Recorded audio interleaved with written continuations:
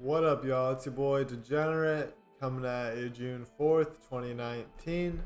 Today, I want to talk to y'all about analyzing risk. Let's look at the charts. I'm looking at the 12-hour right now. I think it's a little bit more. At least when I'm trading, I'm always trading during this like flip where the 12-hour closes. So it makes sense for me to go off of 12 hours and 4 hours and similar time frames that end with a 12.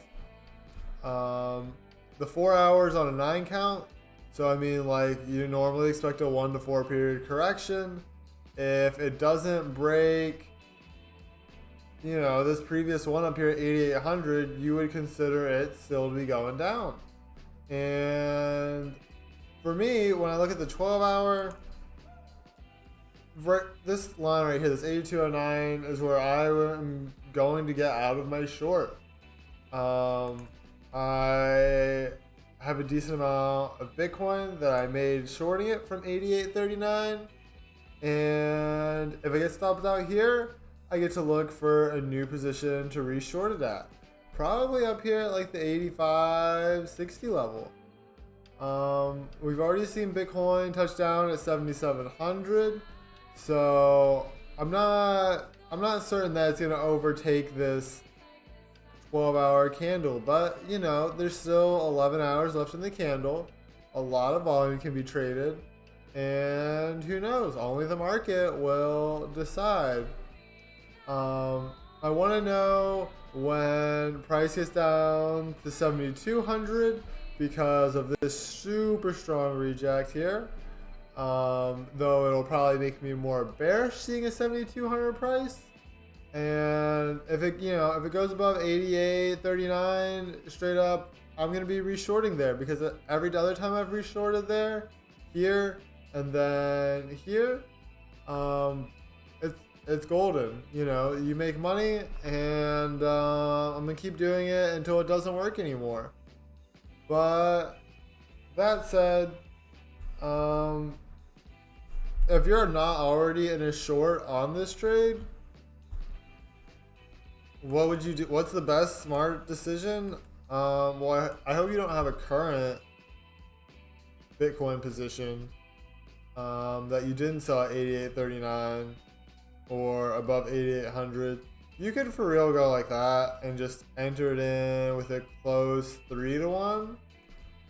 7,500 is not an insane target to hit. You see that it hit it over here back on May 23rd. And when you pull out, there's a lot of people that have bought lower. So does it make sense to retest that? Yes. That said, this volume profile is strong around these levels. So I expect a lot more action to continue happening around this level. So if you're looking for a spot and you really want a perfect entry, maybe go something like that. You have to decide your own risk to reward and what your risk tolerance is, and that should be measured off of where your stop is from your entry. If you have a 4% stop, obviously you need a 12% gain for that to be a 3-to-1 risk reward ratio. If you have a 1% stop, obviously you're betting your whole account at that point. And this now becomes a 12-to-1 risk reward ratio after you account for trading fees. But it's up to you. We are in a bull market. So, your account would, in theory, be net long. And if you're not into shorting, you're just looking into buying, then that's totally chill. Places where you could safely buy at, draw a fucking trend line for real. That's not a good trend line. You go with something like that, you know, it cuts off here. It's not necessarily a trend line. But if you tell me that you're not going to buy it if it hits 6,600 in the next 2 days, I'd say you're full of shit. Because people were just paying 8,800 for it. So why would you not waste like 1% of your account and just try to long it on something like that? But that's just hypotheticals, you know.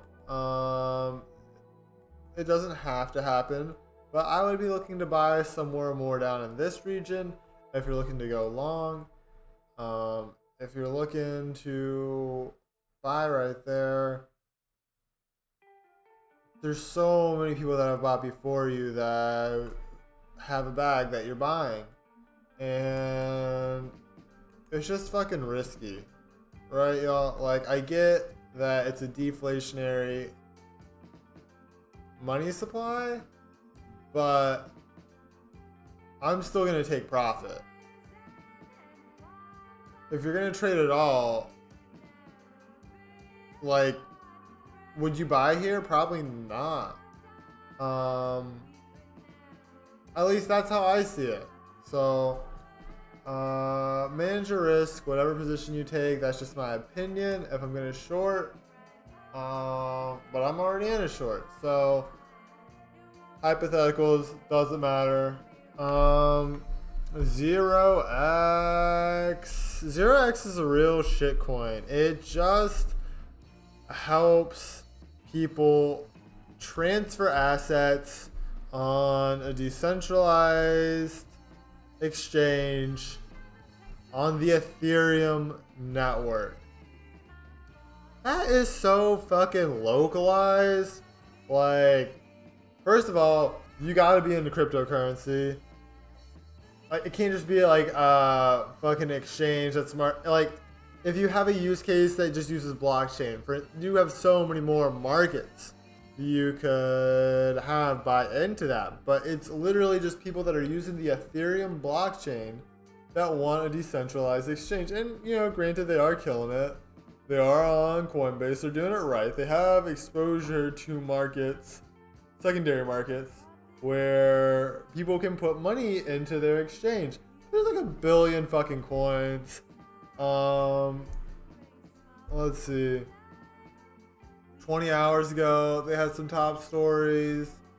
Coin market cap. For real, your ROI on your ICO is still double where it started. And granted, you know, you probably aren't holding from September 2017, but historically, like, this is probably some of the best prices you've got it at, period. So why wouldn't you buy it? I would buy this shit at like 39.01. I've been saying that for the past few days. I have not bought any yet because my account's allocated to Zcoin and Stratus for the Bitcoin that I currently hold. And I shorted the rest. But I really want to free up one of those trades to get into this because this looks just fucking dumb. It broke that long ass triangle, and that's just been going down and down and down. I did it a few days ago, and let me pull up the Binance chart of that. This is what is making me so bullish. This big ass piece of shit wedge that I drew a couple days ago. But again, manage your risk. You see a lot of volume coming in there, less volume coming in there. An aggressive 13 is probably a fake one, but it's just been around this level for so long that I expect it to explode, and I expect it to explode to the upside, because exploding to the downside means that there's still more people holding it. And granted, we haven't seen like straight up capitulation, but I mean, like, normally in bottoms you see like capitulation, and lot of volume coming in, something like you would like in a bull market. But these are shit coins, and people that buy these they're not on the same page. They're fucking dumb. Like, your retail market is stupid. They have 9 to 5s. I'm not shitting on people that are retail, but like, they are the market that gives you money when you are you're trading against them. You're not trading against a hedge fund. A hedge fund would not put any money into this. Like, you put $10,000 into a fucking shitcoin, and you can make it spike sometimes like 10-15%. Like, what the fuck?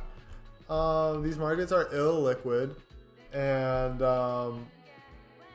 yeah, funds really can't do that, but retail investors can, because a lower account and it's easier to get in and out with a smaller account size. If you're just trying to like buy up $1 million worth of 0x, you're going to crush their entire volume for the whole day. So yeah, 0x, real shitcoin. I don't really see it having a use case that affects it to go to the moon. Unless Ethereum starts getting hyped. That's a really long play. But we are on a 9 weekly. Ooh, we passed the 9 weekly. You normally see 1 to 4 period of upside. So if it can't reach up to here, like right here, this line, like 6,200 on a 1 to 4 period correction, I don't know. So I'm gonna manage my risk with that, and I'm gonna try to free up some capital and get in on that ASAP. I also want to look at Storm. Storm is another trade that I've wanted to devote some capital and hold it to. Weekly, you're looking at this right ass triangle real quick. It's on a 9. Well, it was on a 9 yesterday. 2 days ago, the weekly closed on a 9. We are now on a 1, because that's how it fucking works. This doesn't go to 10. But turning that off in general and getting rid of this is what I see. I see lots of volume that staying in here, and it's at the bottom of a wedge right now. I'd probably try to buy at 40. And yeah, cutting at 38 for real. If it drops below right here, fuck, if it even hits here, then it's out of the triangle. So if it breaks this triangle, I don't want to be in the trade. That's 5% of your account. And let's see, where's my target? 52? Straight up, dump 30% of your position. That's a 2% total account gain right there if it just hits 52. 65 is the next spot I'm trying to dump because of this right over here. And I would dump another 30% of my position. That's 4% of a gain right there. For your total account, if you put in 20% of your account on this trade, so now you're up at 6%. And then, let's see, where's my last target? My last target's going to be 88. At the top of this range. Because let's be real, if it fucking breaks past here, and it breaks past 65, like, of course it's going to hit the top of this range. I would be surprised if it didn't even go up high. It could probably hit, like, up here without really being rejected at 160, like, because people have been fucking accumulating it here. So are people just gonna exit their bags at break even? They might, but they're gonna try to maximize their profit. So it might go up to 160. I don't know, but regardless, at 88, I would dump the other 33% of my position. That's 120% from where you entered. but it's an 8% gain if you sell 30%, your remainder 30% of your account. You should be making like 14% on that trade if you exit equally at 52, 65, and 88.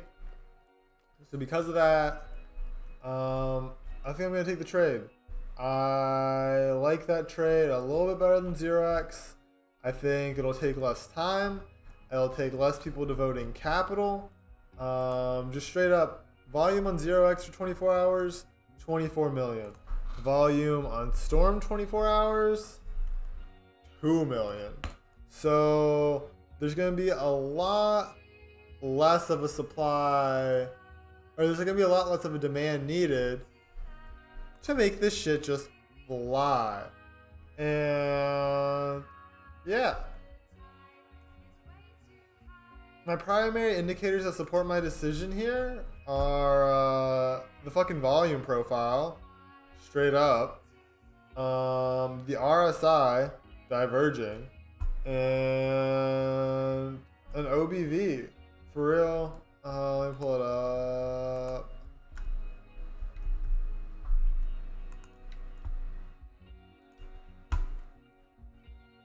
You got...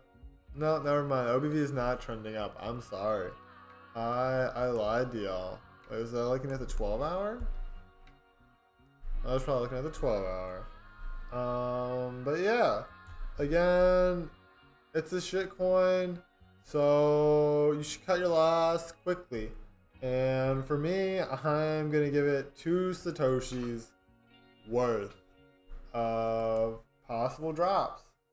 Not a lot of room for error. But on a coin that's only worth 40, 42 Satoshis, every Satoshi more that people pay is worth a lot more in percentage gain. The volatility is what makes you money. Finally, I'm looking at NVDA. I want to talk about it for a sec.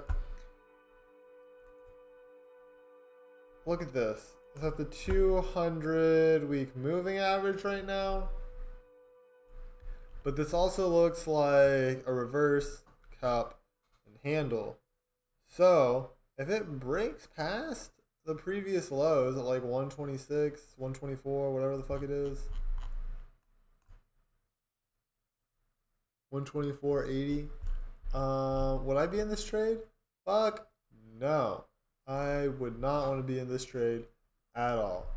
But if you're looking to buy, then, you know, let's look at possible risk rewards here for you. Your daily is past the 9 count. Your RSI is on the fucking floor. And this may be the first positive day you have in like 10, 12 days. So is this going to signal a bull run or a rebound? It's probably going to be another dead cat bounce for real. So if you're going to enter this and you wanted to enter it at 134, you have quite a large stop, and you're not entering a lot of your account here.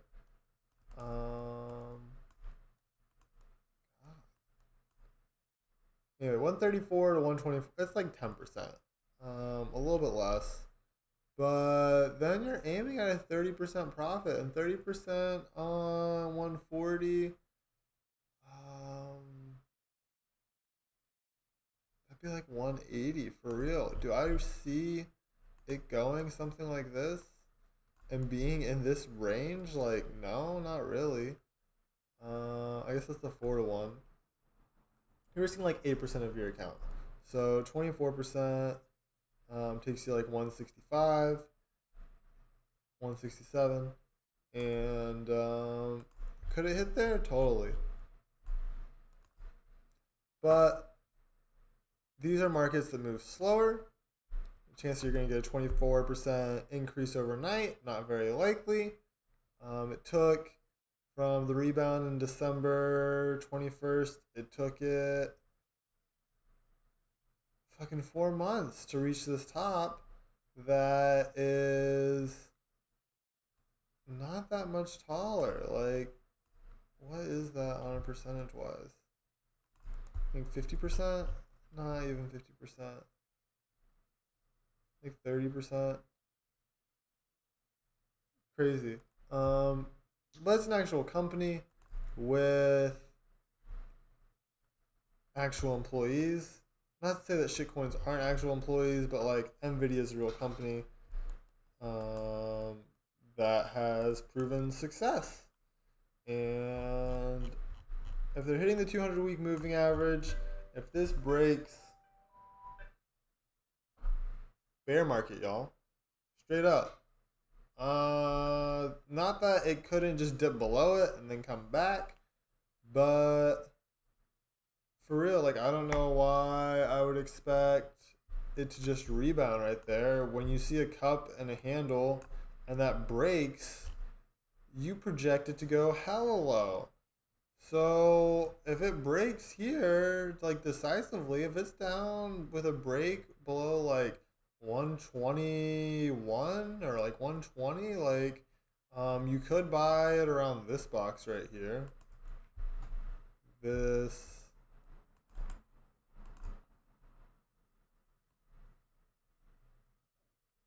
box between 116 and $95. That's a big ass range. Or it keeps dropping. So manage your risk just in case it doesn't bounce. And I'm gonna do that.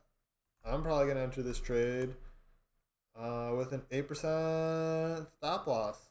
I'll throw 16% of a cash account into this and try to aim for that 170. Like, fuck it. The volume profile is thick there. Lots of people have bought in that range. It could just consolidate before it blasts off to $700. Just kidding. But for real, I don't see graphic card industry going anywhere. I would ideally like to pick NVIDIA up at like the 130 mark. I don't really want to pay 136. And I'm going to set an alert and hold out for it. I hope, yeah, it bounced at 130 there. So, yeah. Anyway, that's all I got for y'all. I'm sorry that I took 22 minutes to talk about shitcoins and then only spend a minute on NVIDIA. I hope y'all comment some opinions. And if y'all don't understand risk management yet, please do some more research. You can call me straight up anytime or comment or send me a DM and be like, yo, can you explain risk management to me? And I'll be like, yo, dude, totally. Don't blow up your account. Yeah, it's simple. Just you measure your fucking risk and don't take anything less than a 3-to-1. And always buy around support and resistance. Like, that's all I got for y'all. I hope y'all have a great day and cheers.